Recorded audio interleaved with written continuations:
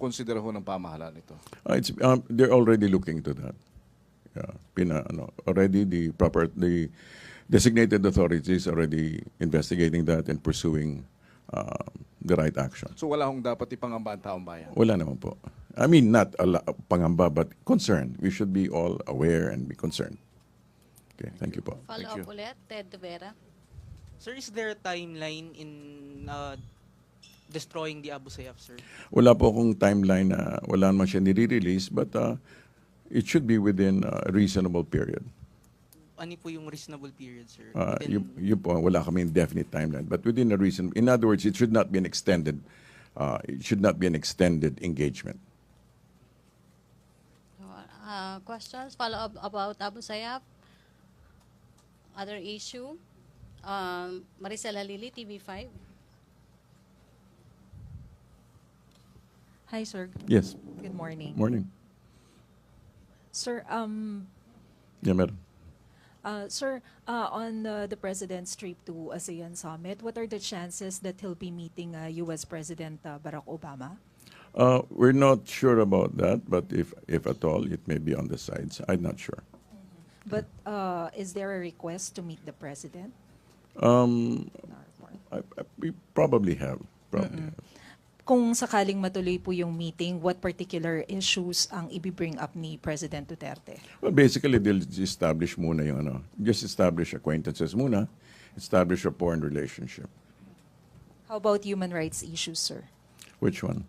Yung mga issues about extrajudicial killings, i-bring up din daw po ba ito ni Presidente kung matuloy man yung meeting nila? This is not, we're not referring to those matters. Okay?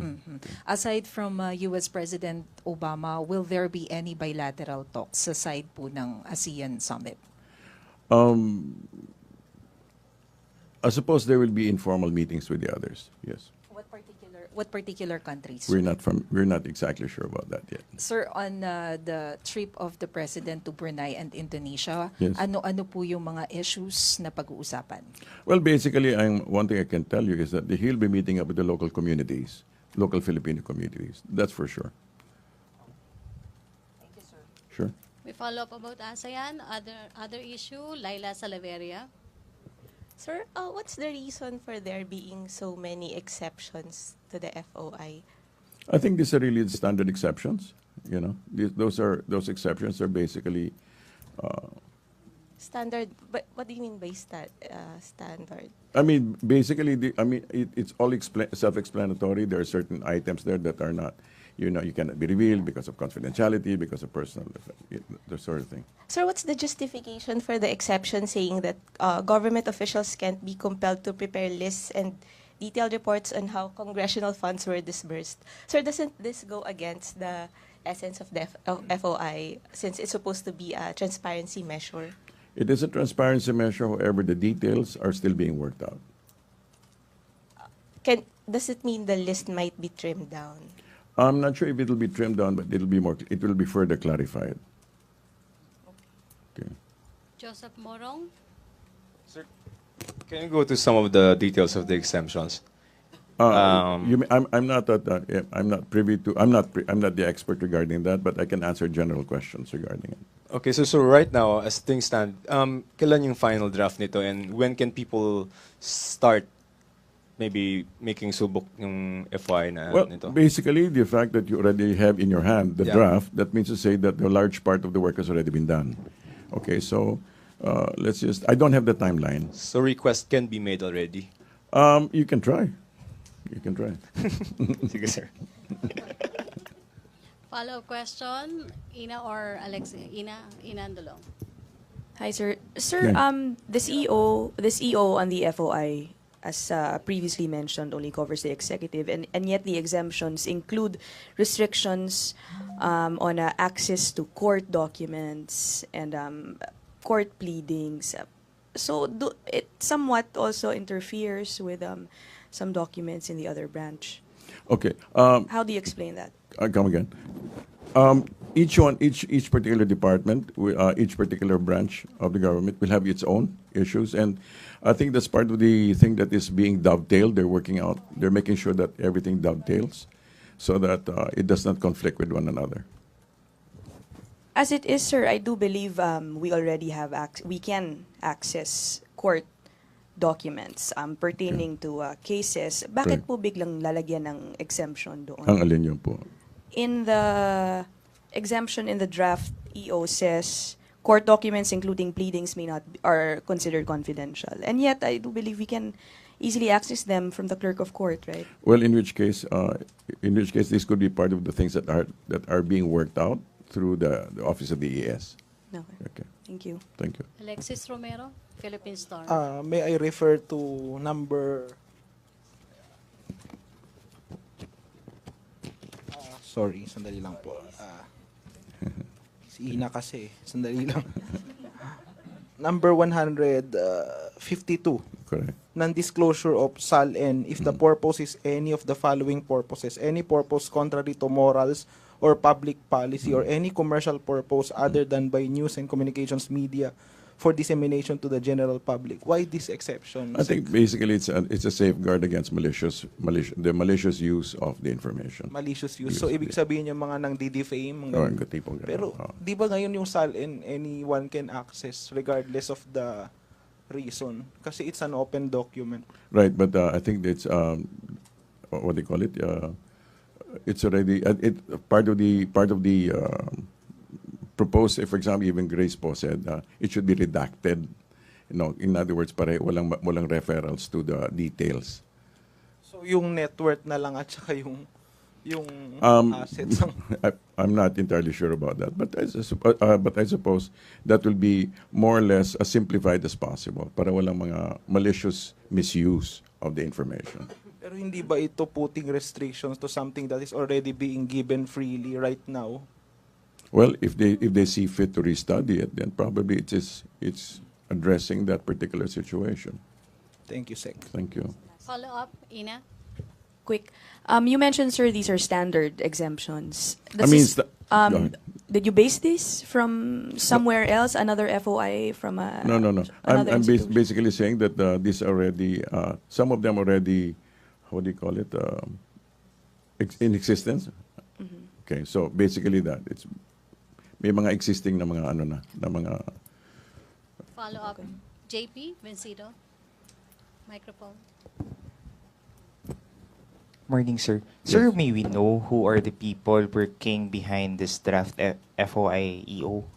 As far as I can tell you, they belong to the office of the executive secretary. Sir, is it possible that the names of the people who were involved can be released to the public? Involved where? In the drafting of this EO, sir? Specifics?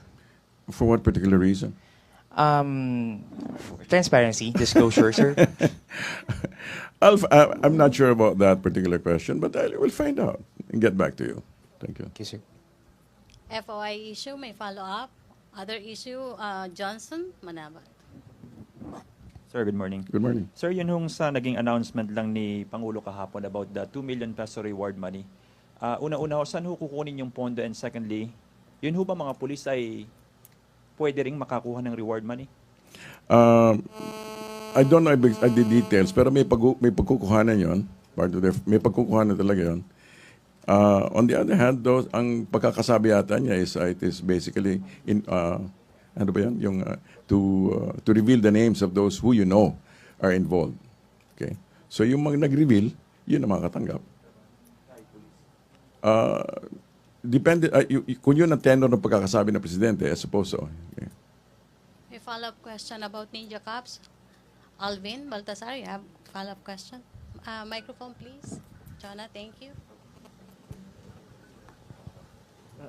I'm sorry, sir, pero mukhang natanong na ni Johnson. Pero follow-up na rin, sir. Ulitin lang natin, pwedeng makatanggap ang isang pulis pagka meron silang alam na kasama nila na Ninja Cop. Okay. I will clarify that. Okay? I will clarify that. Kasi ang pagkakaalam din ng marami, within the organization, alam din ng mga pulis kung sino yung mga kasama nilang sangkot sa illegal drugs. Well, hindi, yung pagkakaano, that is the assumption. But since you're asking for a very specific answer, I will get back to you regarding that matter. Thank you. Okay, thank you. No more question. Ted Tuvera and Laila, last two questions. Joseph, Ninja Cops? Other issue? O Ted De Vera.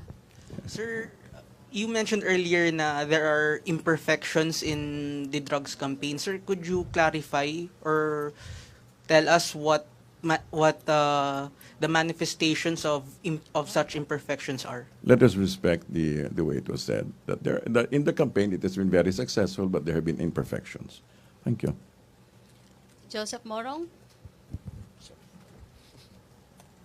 Sir, yung China, I think yesterday, no, said that they're open to allowing, not that it's up to them, but they're open to allowing our fishermen to fish in the disputed waters. So are we inclined to tell our fishermen now that they can fish?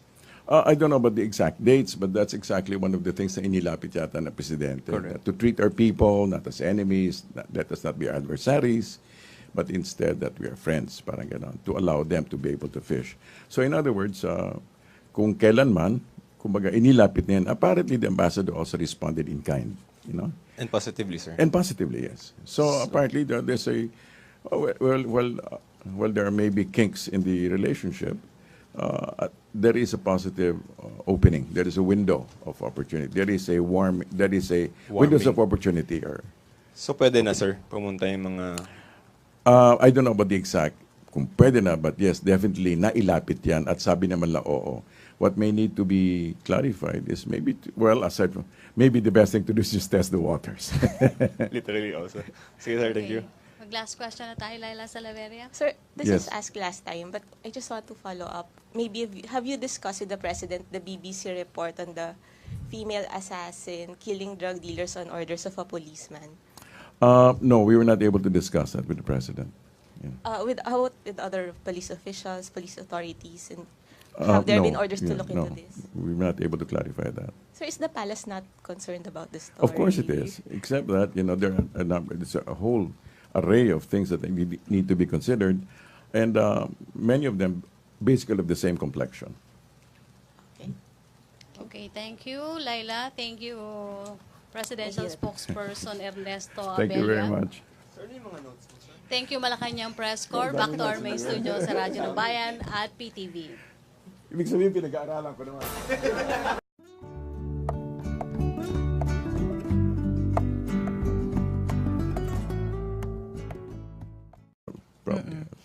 Kung sakaling matuloy po yung meeting, what particular issues ang ibibring up ni President Duterte? Well, basically, they'll establish muna yung just establish acquaintances muna, establish a foreign relationship. How about human rights issues, sir? Which one?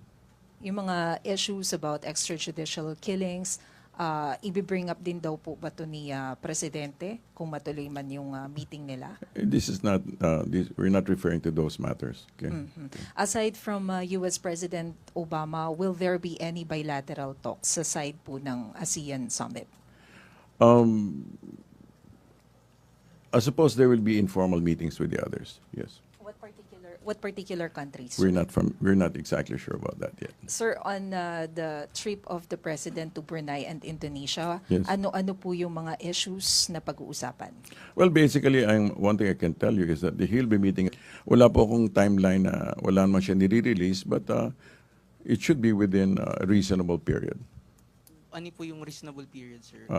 Yun po, wala kami definite timeline, but within a reason. In other words, it should not be an extended. It should not be an extended engagement. Questions? Follow-up about Abu Sayyaf? Other issue? Maricela Lili, TV5. Konsidera ho ng pamahalaan ito. They're already looking to that. Already the designated authorities already investigating that and pursuing the right action. So wala hong dapat ipangamba ang taong bayan? Wala naman po. I mean, not pangamba, but concerned. We should be all aware and be concerned. Okay, thank you po. Follow-up ulit, Ted De Vera. Sir, is there a timeline in destroying the Abu Sayyaf, sir? Hi, sir. Yes. Good morning. Morning. Sir, Yeah, meron. Sir, on the President's trip to ASEAN Summit, what are the chances that he'll be meeting U.S. President Barack Obama? We're not sure about that, but if at all, it may be on the sides. I'm not sure. But is there a request to meet the president? Um, In our report? we probably have.